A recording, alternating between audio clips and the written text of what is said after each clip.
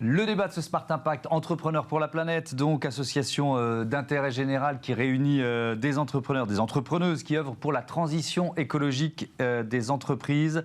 C'est du mentorat pour les projets à impact positif et je vous présente un nouveau binôme dans cette émission. Manon Zarka-Grunwald, bonjour, bienvenue. Bonjour. Vous êtes la fondatrice de Buddies and Trips et Dina Ranjamalala, bonjour, bienvenue. Bonjour. Vous êtes experte comptable, commissaire aux comptes et fondatrice de Mikiris. Vous allez nous raconter comment ce binôme s'est formé et comment il fonctionne. Mais d'abord, je voudrais en savoir plus sur vos entreprises. Buddies and Trips, c'est quoi? Racontez-moi. Alors, Buddies and Trips, du coup, c'est une agence de voyage pour étudiants insolites et durables. Donc, en fait, ma cible principale, du coup, c'est les étudiants internationaux et français. Ouais. Et mon but, c'est de les faire voyager autrement en France. Et tout ça avec, du coup, des transports qui polluent le moins possible. Donc, transports en commun, train, vélo, mais aussi des activités avec des associations environnementales.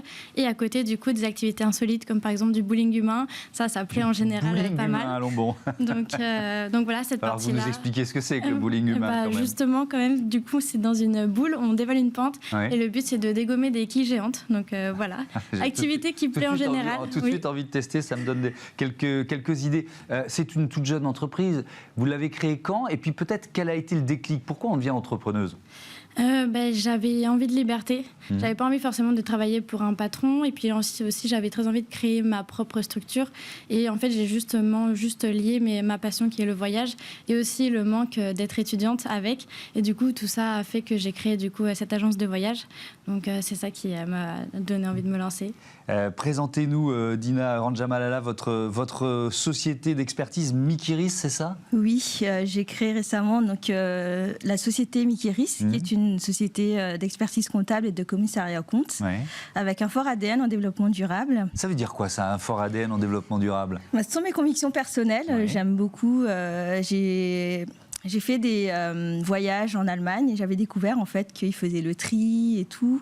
Et puis dans notre école aussi, on avait un projet développement durable que je n'ai pas pu faire, mais je voyais de loin. Et en fait, au cours de mes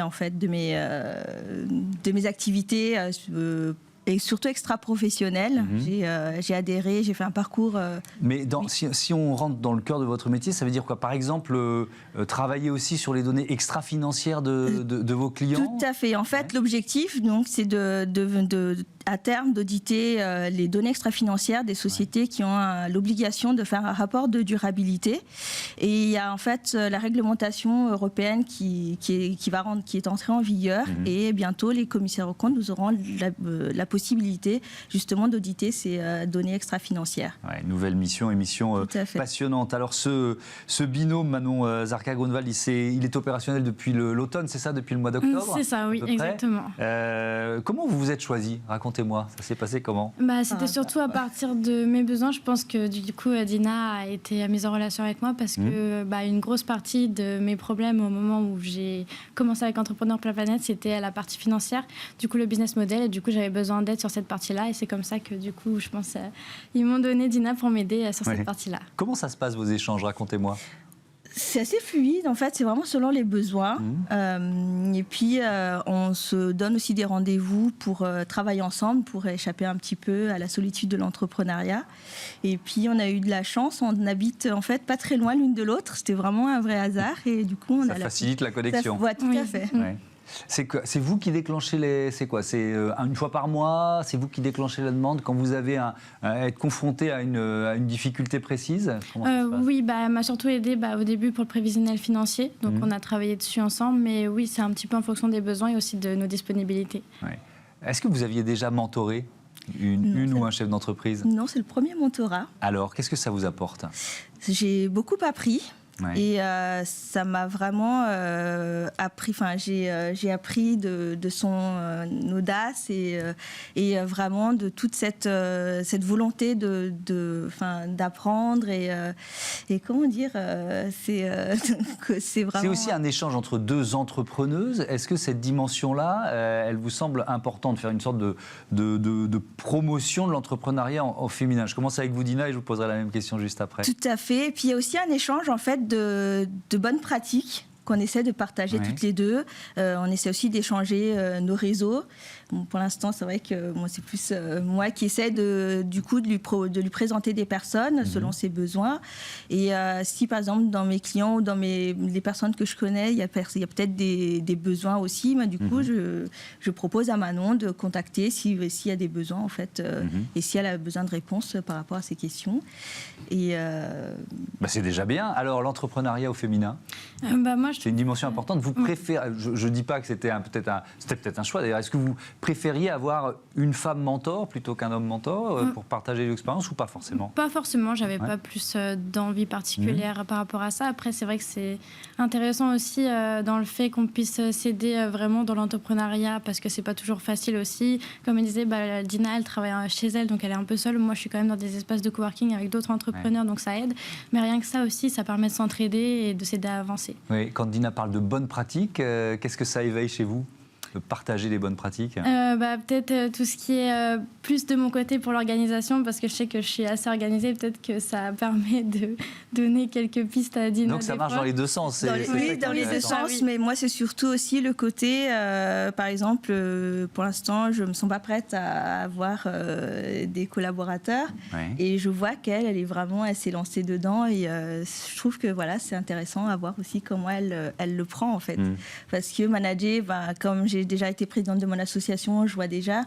Et donc, en fait, je suis un peu réticente, mais quand je vois que même des petites jeunes qui commencent et qui n'ont pas peur, je me dis, peut-être que il va falloir y aller.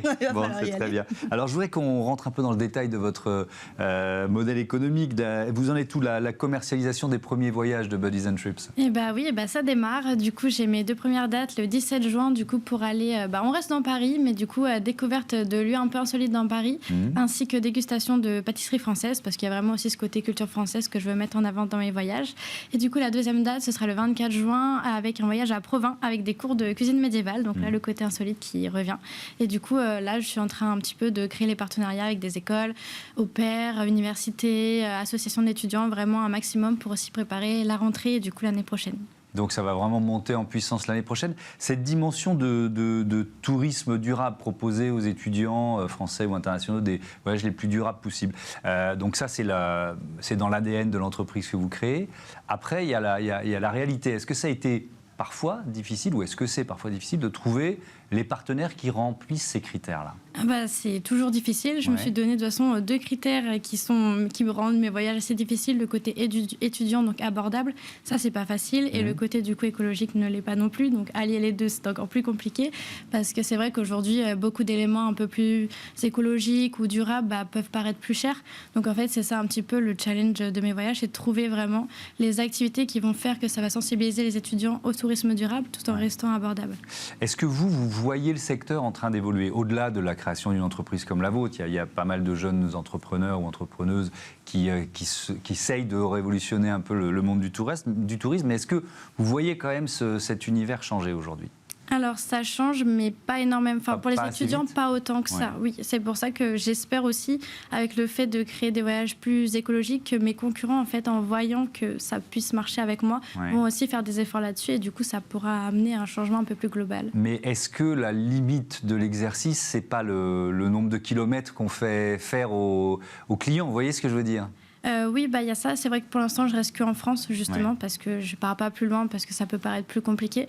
Mais oui, il y a forcément ce côté kilomètre qui rentre en compte, puis aussi le fait d'allier un train, puis après un vélo ou un bus. C'est vrai que ça peut paraître long, compliqué pour certains. Donc ça aussi, c'est assez difficile. Dina Ranjamalala, vous parliez de votre réseau. Alors comment, quand on crée comme ça un binôme pour entrepreneurs pour la planète, ou là, en l'occurrence, entrepreneuse pour la planète, c'est quoi la mise en commun d'un réseau? Racontez-moi. La mise en commun d'un réseau, en fait, je fais partie d'une association qui s'appelle la Jeune Chambre économique de Paris. Jeune Chambre économique de Paris, oui. Et nous sommes des jeunes de 18 à 40 ans, et nous souhaitons en fait donner un changement positif, avec un impact positif sur la société. Et nous faisons beaucoup de débats, de soirées, de conférences également, et on met en fait en avant des jeunes entrepreneurs qui sont à impact, et également aussi des associations qui travaillent dans le même domaine. Et d'ailleurs, nous avons fait un after work ensemble avec les entrepreneurs pour la planète il y a un mois, je crois. Donc c'est plusieurs engagements qui se rejoignent en quelque sorte. Tout à fait. Et puis voilà, c'est par rapport aux clients. Enfin, je choisis beaucoup aussi mes clients en fonction de leur engagement. Et s'ils ont des besoins, en fait, j'essaie de mettre en relation chaque activité quand c'est possible. Hein.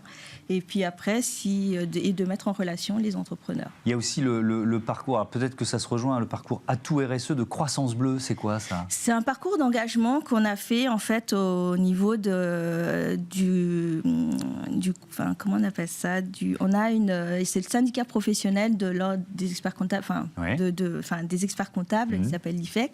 Et il y a eu un parcours en fait d'engagement RSE où on est une dizaine d'experts comptables de confrères qui sommes accompagnés par Croissance Bleue pour améliorer justement, voir qu'est-ce qu'on peut faire en fait pour améliorer notre engagement et mettre en relation nos engagements personnels avec la pratique. Et nous sommes accompagnés même pour améliorer notre offre et mettre en valeur ce qu'on fait en fait même au niveau professionnel dans nos cabinets, parce que des fois il y en a qui font quelque chose pour la planète et en fait qui n'en parlent pas. Et qui n'en parlent pas. Et ça, je trouve que c'est très important ce que vous venez de dire. Il faut communiquer sur ces bonnes pratiques et sur ces engagements RSE. Un dernier mot, Manon Zarka-Grunwald, sur les prochains voyages que vous avez en tête, ce que vous voulez organiser dans les prochains mois. Oui, du coup, pour le moment, je commence un petit peu en Île-de-France parce que comme j'y habite, c'est un peu plus simple. Mais c'est vrai que mon but, c'est vraiment de m'étaler partout en France. Et parmi les prochaines destinations, il y aurait Strasbourg et Colmar, par exemple. Du coup, Strasbourg qui reste assez connu, mais Colmar moins, alors que c'est une très belle ville. Et sinon, après, ce serait pourquoi pas vers Bordeaux, la Dune du Pilat, toute cette partie-là aussi que je connais assez bien. Donc oui, vraiment essayer un petit peu de partir dans différents endroits en France et aussi beaucoup de voyages à vélo également. 100% à vélo, adapté aux étudiants. Et ben voilà, merci beaucoup, merci à toutes les deux. Bon vent à Buddies and Trips. On passe à notre rubrique consacrée aux startups éco-responsables.